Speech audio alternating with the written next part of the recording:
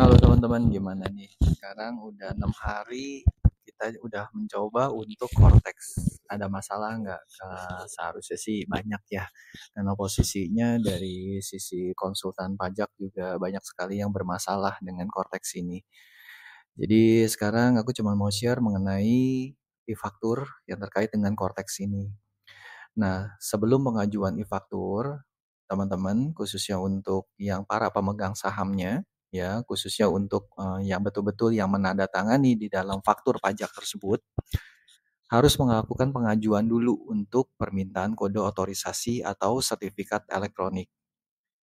Nah, Cortex yang harus login adalah dengan menggunakan NIK daripada si pemegang saham ataupun orang yang menandatangani faktur pajak tersebut. Jadi jangan masuk dari NPWP badannya. Oke, sebagai tambahan informasi, Cortex tidak dapat melakukan login untuk orang pribadi dengan NPWP. Khusus untuk orang pribadi hanya bisa login dengan menggunakan NIK saja. Nah, untuk badan maka dia akan menggunakan NPWP. Oke, balik lagi ke cerita awalnya. Jadi ketika si penandatangan faktur pajak itu sudah login, maka masuk ke dalam portal saya, kemudian pilih permintaan kode otorisasi atau sertifikat elektronik. Sebenarnya ini gampang sekali. Jadi ketika permintaan kode otorisasi ini langsung aja ya, ini tidak ada yang perlu dirubah. Yang perlu dirubah itu hanya rincian sertifikat elektronik. Nah, teman-teman rubah menjadi kode otorisasi DJP. Kemudian di sini ada passphrase. Oke, diisi saja passphrase-nya apa. Ya, misalnya pokoknya passphrase yang gampang diingat ya. Terus kemudian berikutnya habis itu silahkan ambil foto. Take a photo, setelah take a photo, yakinkan kameranya cukup baik ya, biar nggak blur. Terus kemudian belakang segala nggak peduli, karena posisinya nggak butuh lagi yang harus belakangnya warna merah dan sebagainya. Jadi tinggal take foto, kemudian validasi foto saja. Setelah divalidasi foto, jangan lupa pernyataan ini dicentang. Oke, kemudian simpan.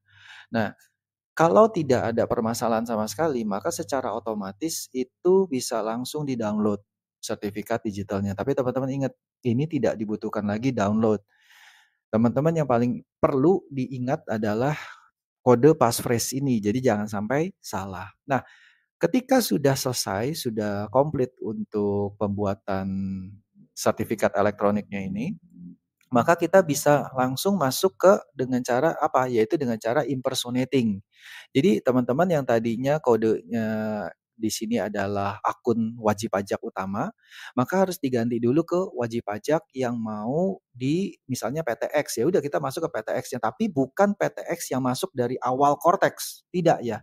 Jadi masuk dulu si penandatangannya atau mungkin disebut dengan PIC-nya.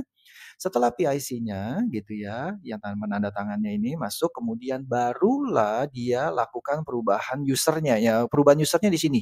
Jadi impersonating, disebutnya dengan impersonating user. Nah, teman-teman lihat ya di sini, sebelum dilakukan diklik uang muka ataupun pelunasan, maka nomor fakturnya ini tuh gray area gitu, nggak bisa diisi. Kalau kode transaksi kan ini white area nih, kita bisa pilih gitu ya. Nah, tetapi ketika kita klik pelunasan, ini yang jadi masalah. Nomor fakturnya kebuka. Sedangkan kalau kita nggak isi gitu ya, langsung nih tulisannya, form faktur tidak ditemukan. Kan seperti yang sudah kita ketahui bahwa ketika faktur pajak itu diisi, ya sorry, nomor faktur ini hanya bisa diisi ketika apa? Yaitu ketika kita sudah upload.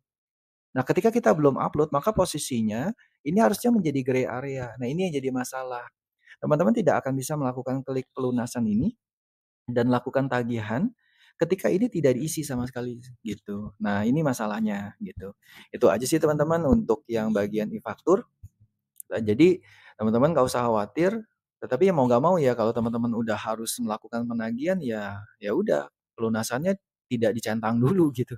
Jadi bikin faktur yang seakan-akan ya sudah pasti kita tahu bahwa faktur itu salah gitu. Jadi ya kita tagih misalnya pelunasannya 10%, misalnya dari misalnya 100 juta kita tagih cuma 10 juta ya ya udah di detail transaksi ini ya kita tinggal nulis ya 10 juta harganya. Ya kacau sih memang, tetapi ini yang jadi masalahnya gitu. Nah, teman-teman itu aja, semoga informasi ini bisa berguna buat teman-teman. Oke, see you.